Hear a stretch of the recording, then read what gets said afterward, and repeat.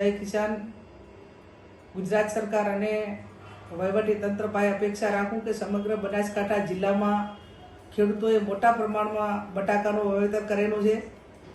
તેમને પોતાને પૂરતા ભાવ મળતા નથી અને જે કોલ્ડ સ્ટોરેજ બનાવેલા છે, કંપનીવાળા હોય કે પ્રાઇવેટ ખેડૂતો હોય કે મૂડીપતિ લોકો હોય, તે પોતાનો માલ એ ખેડૂતોનો માલ લેવાને બદલે કંપનીઓના માલનો સ્ટોક થઈ રહ્યો છે.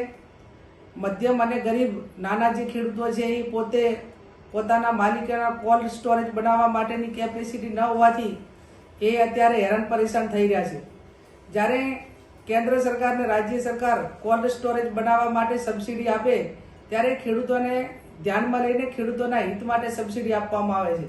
પણ વર્તમાન સમયની અંદર જે કંપનીઓ અને બહારના જે મોટા વેપારીઓ છે એ ક્યાંક ને ક્યાંક ખેડૂતોનું શોષણ કરી રહ્યા છે.